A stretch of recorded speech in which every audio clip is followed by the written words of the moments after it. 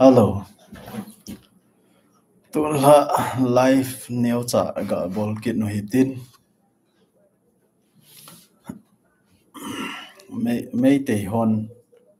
ipi hoilanga thun ki za ham. Tula chu jing ni ho teng le ku kiten. May te hoi bol cha de wai tai ti a hi. Na sata ki kot na nei ve ti ho zong mo a hi. Agam kaya hi. Panding dan ho pan mun ho zong aki ho mo bi ti ho chan ge aki mo in social media za chom choma zong chu i mo de wa hi in hi chiba hi tu ni kal chup langa samsaw ho lim chole video za chom chom ahung viral in a hi le hi chi ho a ko na zong hi akin mo naw hi lin deu zinga hi in tu ni keu a sei wa hi po in ama hon masanga patna na sei saw hi in mo van lai ekot anaki bol na chu hi chu anamu hi in hi chi anamu wa patna chu ku ki cha te hin mei te ho khat bei te hi a hin bol cha de wa hi ti a hi ki got na anei wa ama ho ki got da na chu jing ni kho 8 November hi chi teng la hin mei te ho hi ku ki cha ten ahin bol cha te di wa hi to a hi aninga ki got na nei vin ku ki cha ten na sata pan mon alave ti hi alang sap mo a hi in hi chi a leader cha chom ho in zong ana sei saw a hi in hi chi ma banga chu tu ni social media a hi lawai le mon chom ma chong hi event na hi le mei te ho media cha chom ma hi na sata ki sei hi chu hi event na hi le lang khana chu ho ku ki cha te zo hi ki ging lo he la ma ho zo hin bol ko no ham ti ho chan ge zong hi lungge la do in mi tam pin question ni hin bol vin video hung ki seman ki loading ai za chu hi chi neo cha ga sei phung hi ti a chu hung ki bol hi in tu le tu a hi mei te ho hin ku ki cha ten mei te ho hanga ko na hung kum su wa bol cha ding e go ve hi zi chun mei te amun tina ho ki kingo hi ti ki go san hi ti a hi pan mun aza chom mi ki go ngo ba alang khat langa zong suknu langa zong hi pan mun ding dan ho zong he aki ho mo bin rambai tengkol ho zong he aboi he jing ve ti ho chan ge hi mu a hi na hin la nge ho ku kinam sunga ibet na hi la koi ma chan hi chi thu I he pu vet koi man jing ne ho teng la mei te ho ki kap ding a hi lo la mei te ho to ki kap to na ding mei te ho ki bol cha ding hi ti mo mong hi ki got na lo a hi alang khana chu mei te ho hin ku ki cha te hin iti ta le hin hi chi to bang thu phon ho hi ku ki lam kai hon a hin phon to ova ku ki te hin Manipur ki zi ho a hi lo vai le state government hi ku ki le na ko na iti ta le hin a hin sumang di vam ti hi tu lai mei te ho ki chat pen le ama hon ku ki cha te decision angai la pen chu hi chi a hi ta in masanga pa na ki boi ti lu ba pa na chu ama ho e ho hi wen lang he le mata chu ku ki masanga chu Manipur kam sungi ku ki len ki ti han lang he le mata chu kang lei pa ti akiji na deu hi nai cha cho ki ji gam deu ai ta na hin la tu ni ai e ho lam kai ho hin tu ni chan ge hi chi lungkel pa hi I bol ngam pu bi inam sunga sepai hi han a hi lo le civila state government ana tong ho na san ge jong hin tu ni chan ge ya hi igam inam sa nga hi ipan mun pau hi it na live phai sunga in le lo lien ta ne ya a hi lo le building thu pi ta ne ya a prol te la nei ho na san ge jong hin masanga pa na kana sei tai hung po do ben kitile adal ha nom lo de wa hi na hin la pathi nen to go na hin ne ya lakhat sunga ki khen thing chat jing a hi ahin la tu ni chan ge ai state government na tong ho hin idal halam nai pu vin hi chi idal ha deu hi mei te hon chong tu hi akichat pi pian wa hi huti hi han lang ama ho hin ipi bol lo chong le amu thelo de wa hi ti pa hi confident ne yo han lang le tu ni state government na tong ho zo si kat ha de wa hi tai a hi le ipi bola tu ni chan ge ya state against ku ki chaten na I to wang ba hi ei kat ha ngam lo ham itia hi le ei kat ha mala la a chu boss a hoi zo zo promotion e pi zing na la yo he ni chi event na hi le mei te hon chong a hiat no hi in e ho ku ki cha te sang sang mei te hon a hiat zo wa hi a hiat zo ka ti na chu ku ki cha ten a thil thu mu hi possible hi na a hi thei thil hi amu di wa lo ma hi ti a hiat no hi so hi ze a chu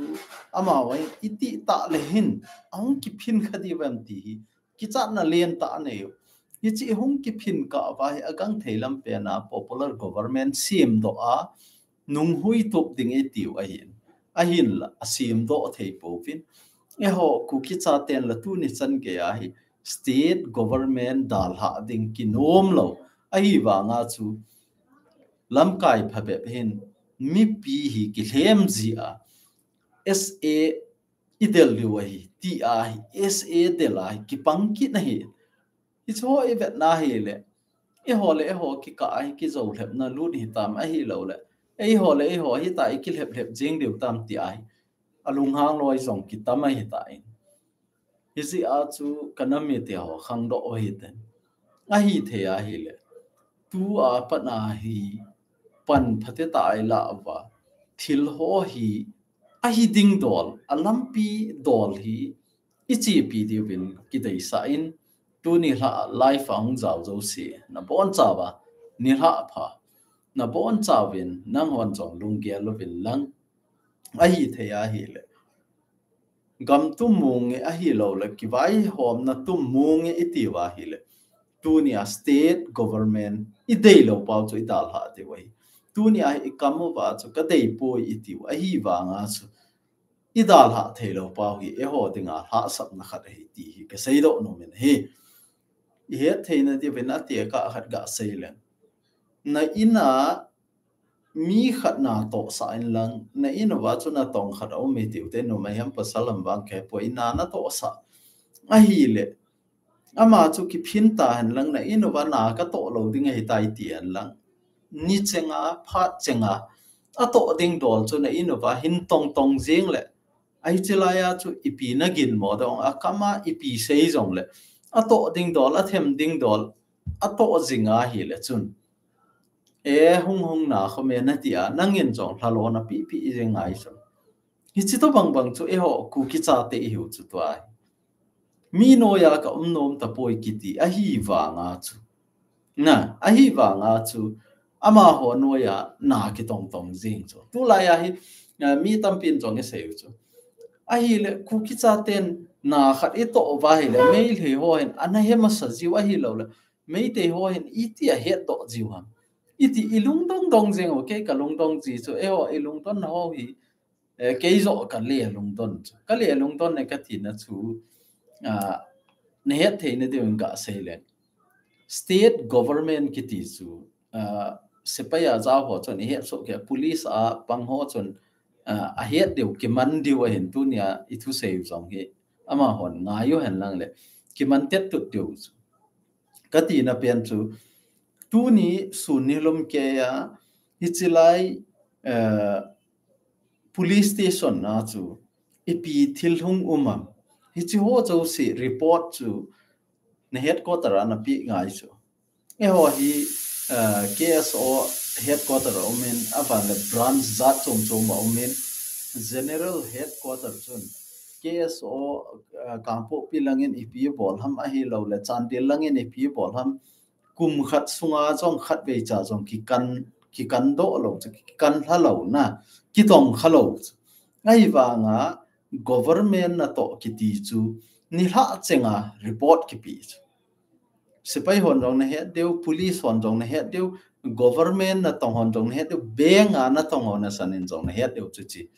government na tong hon het so ke deu iti sei da beng jong chu caser mai a hi lo vai le workers mai chun het lo mai the a hi wa nga manager hon het deu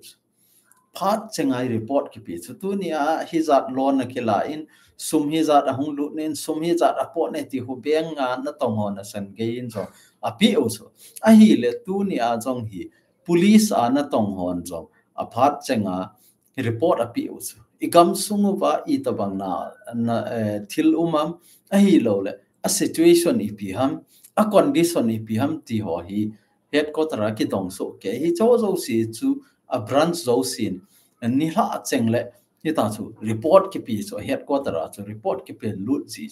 hi chu ho a ko na chu ama hon e ho pan mun pi a bona record bol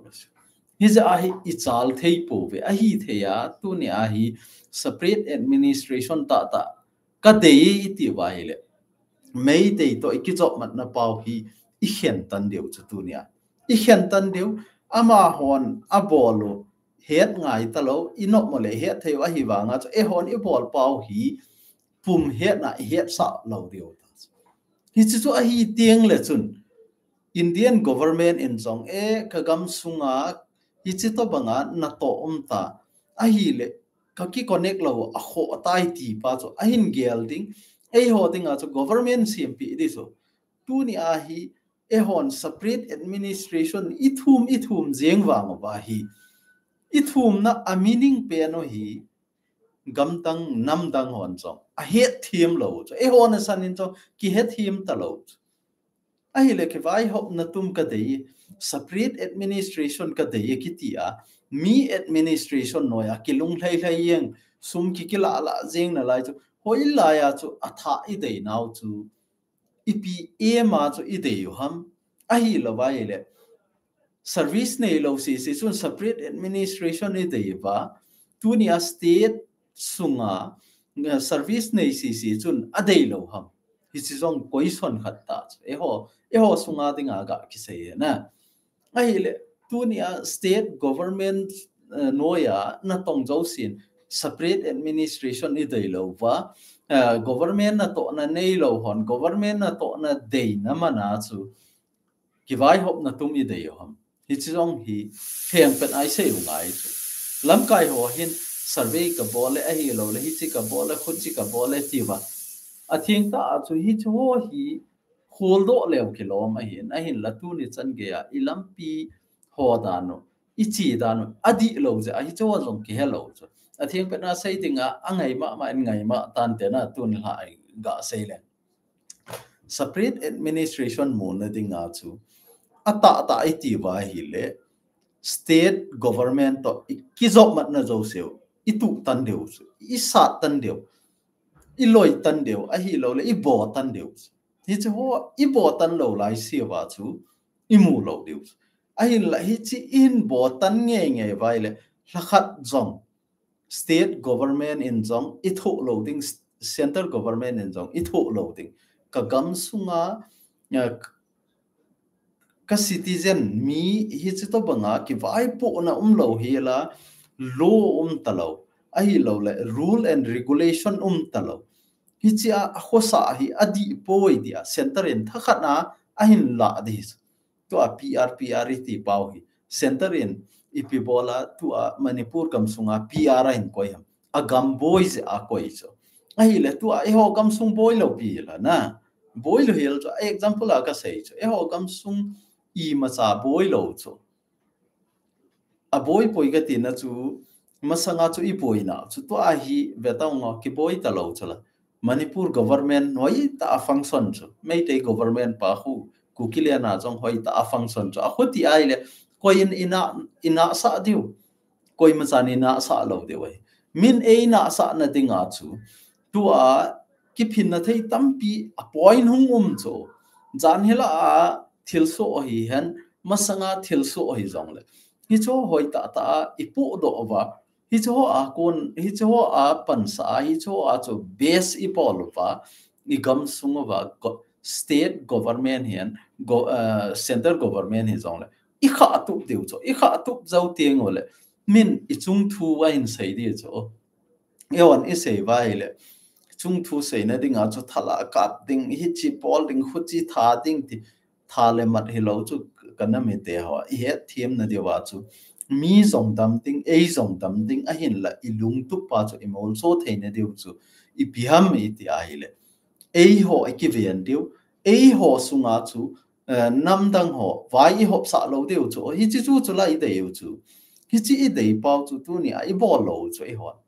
I bo lo ji wa chu I gam sung vai mei te tian vai hop hop zengo ama ho thu sei na la nga ki on le chu tu ni a ku ki cha te na e ho I on le ji wa hi mini that thei so e that thei je wa hi chi to bang thil so so a example aga sei le dil hi a no mei khat ki that chola no mei khat ki that nu chu I pi sei ta ba e ho ku ki cha te ni pi sei ta bang ti ai le ku ki cha te si no mei cha vai no mei phalo a chon dana ni a hi a chon ga ni a hi I chi a hi khu chi a hi na so pi khat cho pha hen lang se hen lang I jong na thi san ki mat pi khat hi hi chi na sei sa nga chu na kama hi chi to bang thu si sei thei na hi a hi le hi chi ni a chu lam kai ho ki ho to hen lang a hi lo le mi pi be chu kilung to hen lang si hen lang pha jong le in nam mi pi khat in nam lam in izat mi khat na ta chanu khat a hi le hi chi fa chu I pan sat deu a that pa chu koi ham mei te ho hi ti le mei te hi chi rong chu tua isa sa the separate administration movement a chu ino lu theu chala mei te hi za a ka ku ki chan pi a tha hi chi a chung thu na in sei chit lo vai le ke hon ka bol thei chan ka bol deu he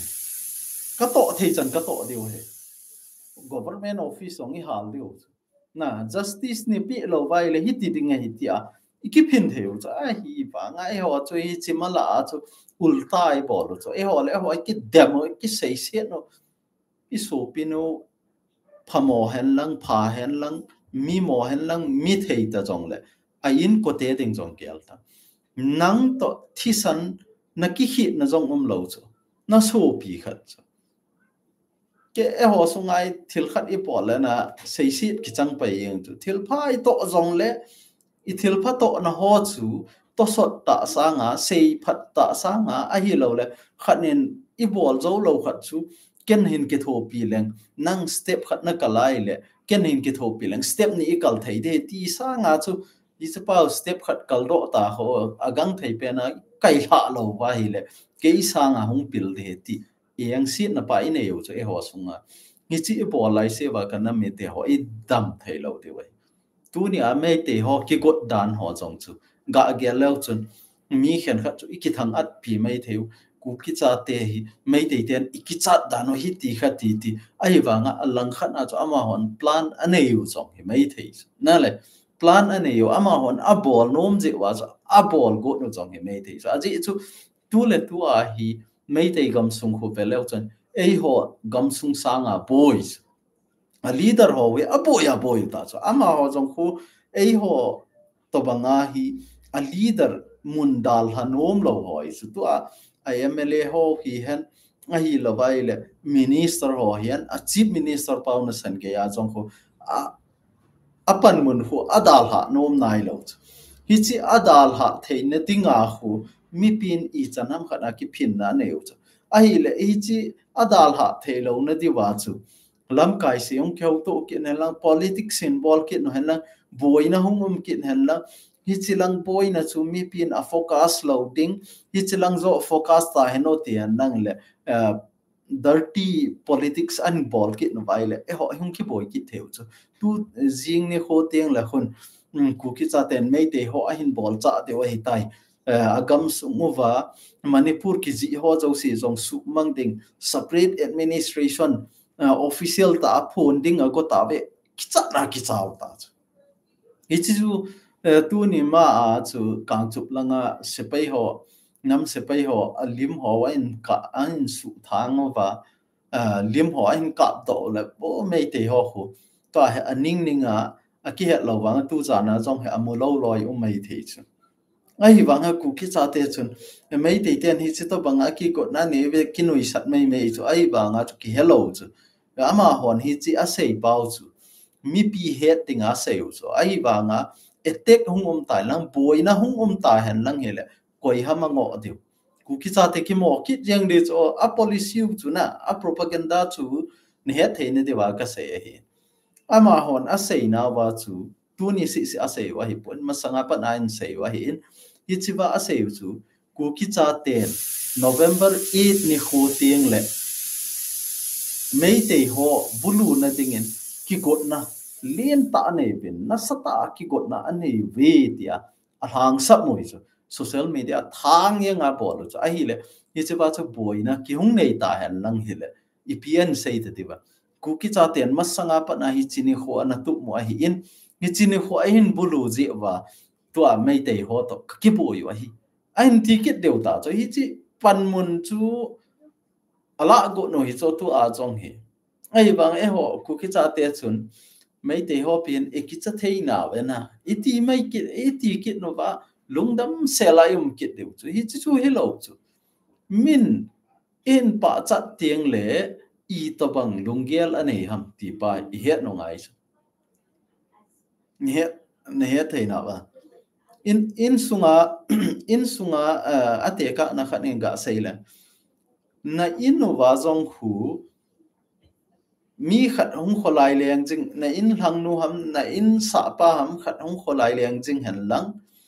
a hung kholai leng pen chun na nu ham na pa ham a hi lo le nang ham khat na hin pa che jing ke le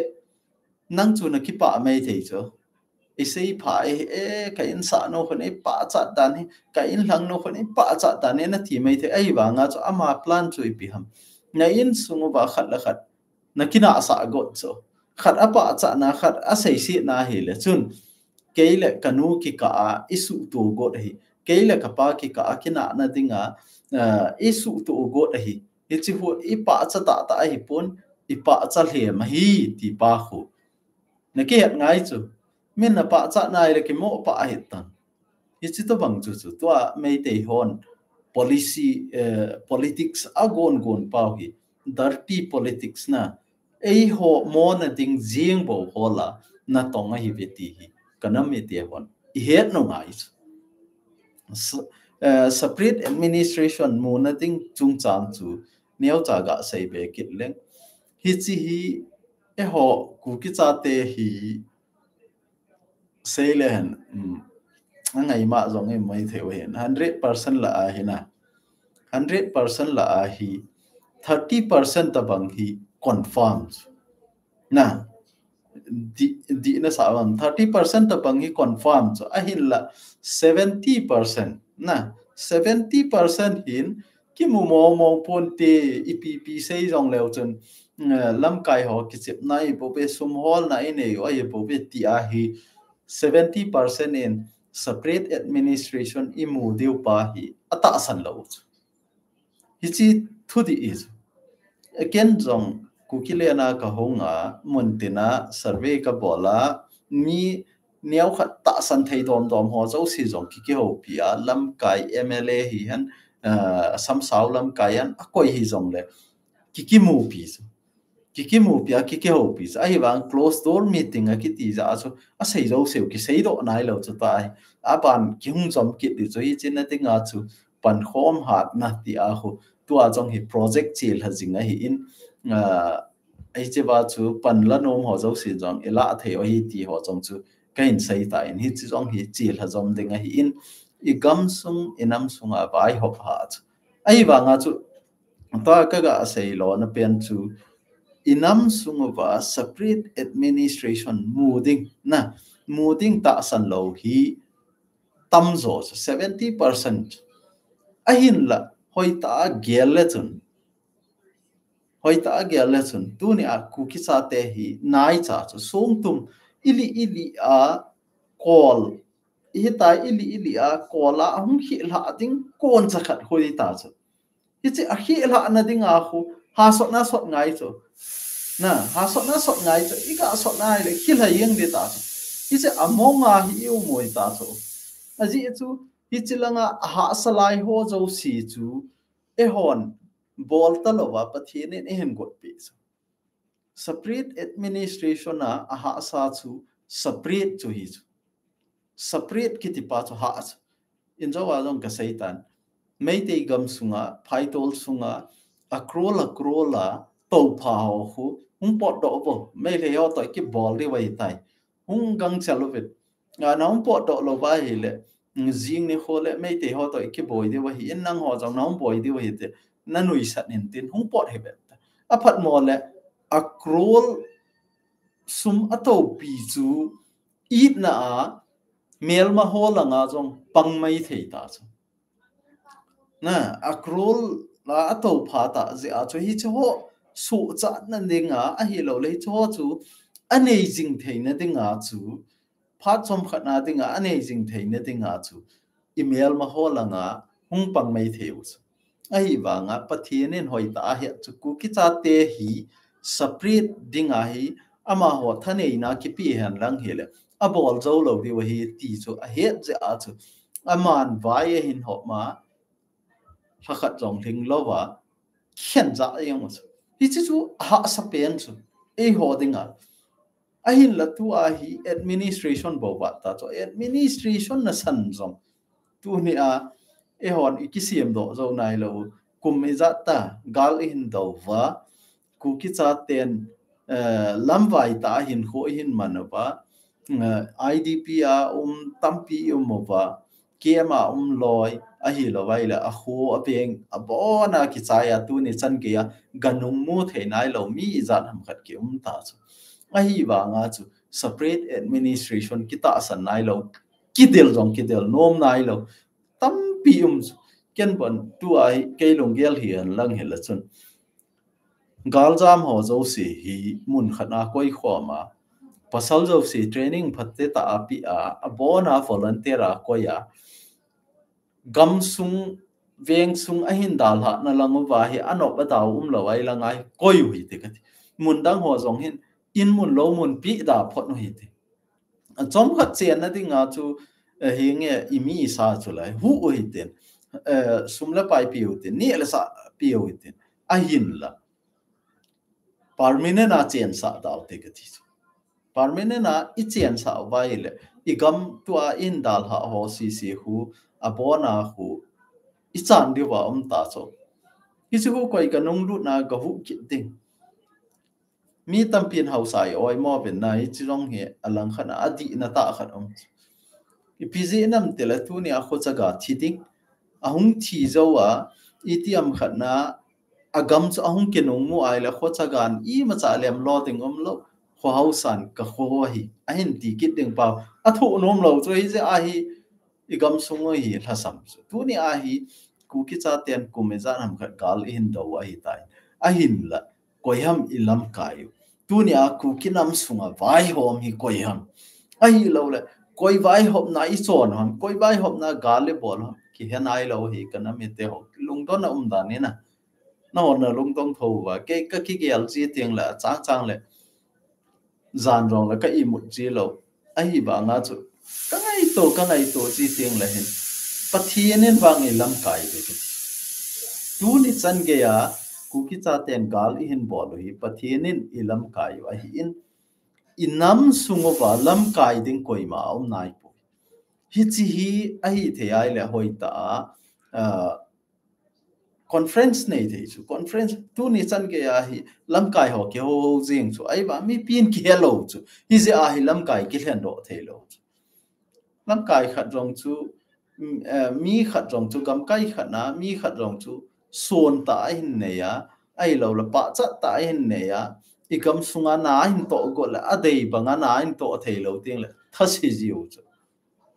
ke kaloi pa khanen e ho na khat ga sei len ke wa hi a khop gam ka hi ta we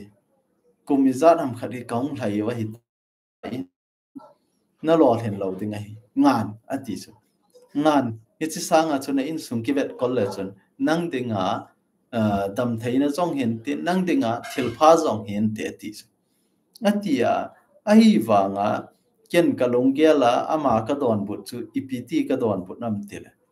henge nangin na bola na bol zo lo ja chu na nga ai na bol zo lo ja chu na nga ai na nga cha lo pha na nga ai ahin la ken ka ngap sai ka ken ka nga cha na ka bol la hi in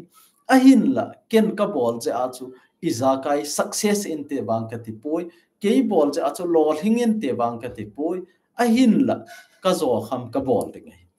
ka bol lo ba nang banga ken jom give up ka bol ta a hi le chun koi ham ke khela hong pangkit na koi ham ke khela hong panga thu in sei kit na nam pi in pui khom ding hi chi chu hi thei lo hi tu ni anang give up to banga ken jom ka give up a hi le inam sung hi thu sei ding lo ding a hi koi man ei thula ai zong le pathienin phat khala lungu hin he nan ti is a chu thilpha thudi kiti chu kisel thei lo a hin ka sei tho tho ding he ti ka sei ji aman jong hin bolo I chan na hung pan zo na am ke ve te ti chu ai wanga ken phat chenga pathien ko ma ka thu ka in ka lowa I ma cha nei hi zong leng a hi lo le koi man ka thu la hi zong le ka nam pi dam na ding a hi ai le khat le nen ka thu ala a hi cha ko na chu ka nam pi ong ki khel the ya hi le nang khela ka wa choi ding boy tia pathien ko ma ka taw na pen hi chi mi tam pi hin gel han lang hele na thu sei bon la lo na ka comment ka YouTube comment ho veleu chun sarpa na thu sei a di na thu sei ke bol han lang le hi chi chan ge ki ge ding hi a hin la koi ma chan na thu la pon koi ma chan nang se a ngai pon nang gel pha chan a gel pha po vin hi ji chun kan pon te thiu na hi chi hu chu a sei ji pe no mi tam pin hi chi hu a sei tam pen chu a hi wa nga chu akan na lo decision chu ei hu na ma hi pon a hian ding pan a hian phot na a bol ding pan a bol phot na hi le a sang ding chu a sang ding te thu thu a hi ke ka se ya ken ka ki san ding zong a hi pon ke a sei ding ka hin a sang ding chu ka nam mi pi te a hi bo vi ni chi chu chu ke motive chu na he je a chu tu chu nga jong hi ken separate administration idel na wa hi theng ta a mu te ti wa hi le thing noi song noi kinga po te ai the ai le mi pin CSO suhat no hi ti CSO suhat na vai le CSO chu police in mo ma thelo sepain long thala mo ka thelo chu hi chu legal processes na legal process ai banga tu ni a he hon I tho lel pe no thing noi ho a hi banga thing noi su mang na dinga chu I pi bol ke ta thing noi phu ke no a hi le hi chite chun ilung dei banga hin bol do lo teng la khat nin thing noi an vel phu ke nai le tu ni a I organization no hi I thing noi group khat sa nga jong organization ni atam zo tai ki ti jong le ki sei hi lo mai thei chu group khen khat hi mi nga ho be jong hi mai thei mi som ho be jong hi mai thei chu hi chi chu a boi na chu hi chi I bol sang ba hi ei ho khat lam kai khat om ta a hi le ki to sot lew han na lam kai chu gat to sot no hi tin itiam khana ba ai hop na chu a di poi ti jong le ga hi lo hi ti angai lo chu enjawa ke chanchin ka ga ki sei panga chu ama hon athula lo chu ho thu ai wanga nangin naga sei lo wa ai le nang mo hi chu a sei ding chu nang kin hi za naga sei ding angai lo vai le ama ho mo ta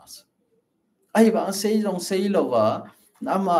vai ho dan ama thu sei dan chu na dei lo ja nangin ama sanga kho zo na hin bo lai le chun nang zong ama sang kho zo nei da chan I chi to bang bang chu ni ja chu kana mi te ho ai the ai le I lungel I khial pha noi tu ni a hi CSO ki suhat noi tin mi pi hoi ta pui tup theding pui hoi theding lampi di eko mu thei pa hi hoi ta support bol lo han na inam se pai ho wen chong inam mi su ipi bola mo tha deu thu di a dena thu ta ang dena mi pi to iden khom tiang le tu ni mi pi zaw lo ba koi ham thal choya hing zo ding koi ham và nói lấy xịn à thal hồi bên chơi dạ à chẳng sĩ sa gal dâu tình quay mà cha chẳng sĩ sa gal dâu tình lâu ấy thal hiện lăng hít dòng lại mi pi dâu sĩ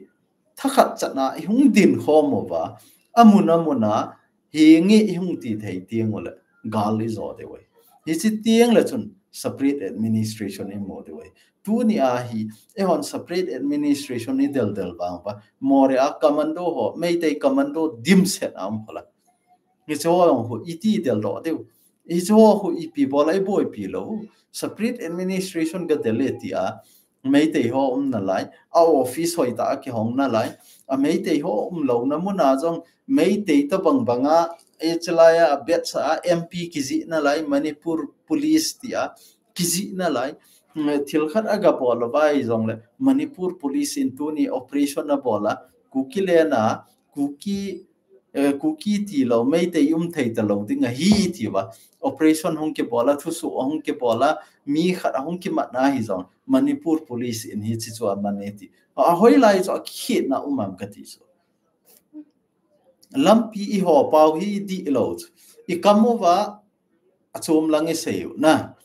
ina to achom lang hi hizi a hi inam sung wa hi ipian wang wa hi thei lo doctor pu sei le nen ana sei chu ku ki cha ten thu di ka den pi deu ka thu mo hi kinung chon ta lo ding ka hi ve kum som thum lu hen kum som li lu jong la ka din pi deu hi ti na ngati so la na ichi a sei chu ken ka sei ki chu tu ni a ku ki cha te kilung to ta I pan lo wa hi le doctor puna sei kum som li ati chu I ma chai nai lo kum zakhat I tho deu chu tu ni ta bang vai vai le kum zakhat lang inga na lai deu chu ki mo he ta kum zakhat ma sanga I mu lo deu chu a hin la lampi di I hung ho vai le kum som thum ngai lo pi kum ni ka azong I mu theu chu hi chi kum ni ka amu thei na dinga chu e ho hi lawless I ngai e ho hi rule and regulation a ki kan ngai ta lo ka tin na chu state government dal ha ding na pom ta lo ding koi ma I ve kol ding ta lo a leng vai ba nga ho I ngai chu hi si ting le chun state government chu ki do pi ya ma ni na sa I ve te jong le central government na ko na chu hi chi te hi law and order khat a ki CMP la wa hele hung boy tinga hi tai in CMP diu chala hi chi tiang le chun administration tha ai chala hi chu hi lo he la mi administration na tu ai ki bai po wa separate administration ka te ta ki peng chang le lung ha nom ji e ho nam thui I sei tiang la lung ha nom ji di lo chui lampi zo dan di lo tu ni a jong hi hoi ta ge lo chen mi tampi 70% in ata asan lo na IPZM lam kai ho ji lam kai hon alam di e ho sa lo je wa tu ni chan ge ya mi kuki nam sunga 100% la 70% in ata asan lo nya thiam donation e bol now ga ki sei kit le pan khom ha na tia phat ma sa jong chu pan in a lavin pan hin la ho zo se chunga ki pa thu ka sei mun som Israel lang chan ke ya jong hi pan a hin lavin igam inam hi iti jong le kidal ha hen lang ki cheng ta hi jong le ipo na now ithi san ki zok pi a hi na dung joi wa Israel langa hon jong ngai na no chu tu ni ama hon ke ho hi Jews ke hi ta ve tia a Jews ten jong hoi ta apomo hi ta ai wa nga asopi asangam ho chu tu ni chan ke a isu mil lo chu sumle pai to ding ti teng jong la ha to pe na ma ho chu agamu di poi hi lang hele tu ni a tha jong hong pang mai theu chu Israel gam boy he so ke zal na Israel gam jong na sata boy ai wanga asopi asangam hilanga igen theina we avet no ba hi le tu ni a ama hon jong Jews ka hi ve ke o Israel mi ka hi ta ve ti wang wa ho Israel mi khat athi mi khat thi sanga ho mi som thi sanga ho ku ki cha te khat athi ding ho a i na lai diu ipizi nam thi sana connection na lai hi chi hu tu ne azong hi donation ki bol a hi tisu igam inam sim phatna dinga kalsong dinga ki gon ichi kalso na dinga isumla paitam pilut dinga hin MLA ikimo pi ding ho jong mi hla mai mai lo so MLA a hi lawai le nam langa lam kai ho CSO langa lam kai ho ichi ho zo si thudo ane hoite I to bang lung kela ne bam ti hi project kichi zong pi so ama sa jong chu mi ka sei hi lawai le mi som ni lang pi hi kikimu pi a hin la kikimu pi ho zo sin gamle na ma pu na no ke sang sang a jong thu sei the mo chu nang ho mi khen khat hin thu sei na the me na hi ti na mu na le ti ho po na gel mai the ai ke sang sang a na inam lam kai ho wen zo a pu na no a hi wa nga a ha sap na khu I pi ham te la a dang ho chu sei da o tin a ha sap na khu connectivity ama ho ki ka ana ki ho tu na ki za mat na khat le khat ga to khom ding lungel ka ki ser khom ding he chi pa ha sap ma so ipz nam ki gin mo na adan chu example in z pa chun x pa chu ata san lo na z pan x pa chu hungo ki ho te ti jong le x pa chun y pa chu again mo kit na ga to khom thei lo chu hi chi ta bang din mun hi chu inam sung hi chi chu iti su to ding ham tele nang le ke khat le nin CSO langa lam kai hon pan ila awa khat le khat lungel I share to wa a hin la lungel I share to hi chi connection bol na dinga chu thudi lo sei di hi lo thudi pa chu I sei diu akito theina diu adi pa chu sei ding aman hi chi ta bang lungel nein aman hi chi ta bang lungel nein connection chu I ta bang hami chi pa chu su to ding ki ti bo hi za a chu tunia kanami te ho hianga afiela pan khom ha na project 2 pan ho hi ti a chu hungki go nga hi mi khan khat comment ka sim le kalung dong tho chu ama ho jong chun to x le y kita san boy ka ti ta banga chu Christmas anai to kharsa ding na nei lo je anan thum ham ti hi in ki vai chal he zong le ichi Christmas ni le cha a he lo le Christmas kharsa chu koi mane pi zong le non ta kanop cha phen a kani the na is a chu ai the ya he le khat la khat hi tin inam sunga pan la ho ke ke po in zat zat sung inam sunga lam kai ho zong hi chi to bang lom ma ki ho po min thil pha a bola hi le I to sot zo lo wa I pi zo lo wa hi zong le thip be a ki ding I pe zong pe lo pi zo ding zong he lo ai wa nga thu si ga ki sei do te ti ho bang hi chi o I bol lai se wa hi inam lam kai ho zong khang to lo ding inam lam kai ho zong I chanam khat na thasit na nei the wa hi in is a chu ai the le kana me te ho hi nga kai tep nom chu hi chi hoi da hao hi khat le khat ki lung si dan khat le khat ki to sot ding dan hi ngai to hi pan la khom hi ti su tun ha iga sei no ma hi in chule tun ha news khat ga ki mukit khat chu a hi le milong ho na khat be ya bol ho ma chu a hi we ama ho chun kanile ya agalut kit no vin in nga in gu ho chu aga hal ha ve ti ho chong chu ki mukit ne Ichiwa aga hal ha na chung ho wa zong hi I chan ham khat e ho tinga chu po na au ma hin ti su imi isa khat chu phamo hen lang gilo hen lang se zong le ahung gen thei tiang la hin po na lien ta ki nei ji a hi hi chi chu kilung se na hi ki pan pi no mai a hin la tu ni a hi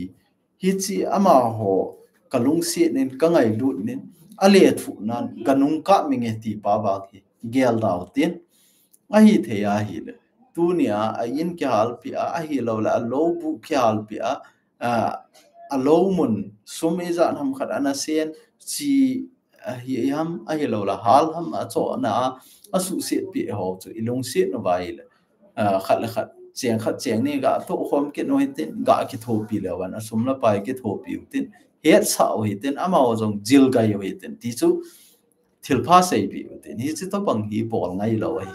ai the ai le hi chi sa nga grab lei bolin leng thei lei bolin a hi lo la thing lei bolin ti lang cho a hi alternative khat na ama ho hi chi hiela akiwa theine deu pa ip theu la pi o tin nga pat ipan pi theu la pan pi o tin hi chi lang zo a hi thil phalang ngai to da ni ki zilu hi ti hi kanami ti ho avela ka in tep kit hin tin khuti lawa kanami te na sugen theivin kanami te hitana bol jingo vaile ke hon rong ale thu na ka bol de hi ti a ki bol hen lang hela a thu chu abul ahung ki patna pa chung ki holding a hin ahung ki holding le inam pia ki palna thei len ta ho a hin hi chu ho chu lo na ding en a hi the a hi le kanami te hon cho thil pha phan ne la cha ho lo hi tin pathianin banoi le se na mi hiam khana isim ta ai la chun angol ding angol lo ma thiding a isim poi ti pai ki he na ba ei ma thaguma ei le ei ki ta sana nai to ba thil phalanga hi nain to teng la pathinin alampi ei koi pi jinga hi a hin la thil phalawa sumna hin hola chom khat nom ta nain khosa ai le hi chi na hausa na chu na thi na hi the hi ti pa zo hi I het no ba pathian ho cha te hi bin pathiana ta sanohitin pathian ta sanohitin pathiana ki ta ohitin ini cha I hol na ho hi hen I to I them ho zo si hi ki ta na tong leo hen ina to na ho jong I lo hen de wa hi mi tampi ana to na a min agin cha the wanga alo sabji na ho hi ipg ham tel ana to na chu kita na nei lo ai pathin agin lo ze a lo samji wa hi in inam sunga lam kai za chom ho bung lang hi han a hi lo le nam lang hi han hoi society sung hi zong le alha sabji na ho hi akita lo je wa hi ti hi lam kai hon jong he diwa isei do hin tin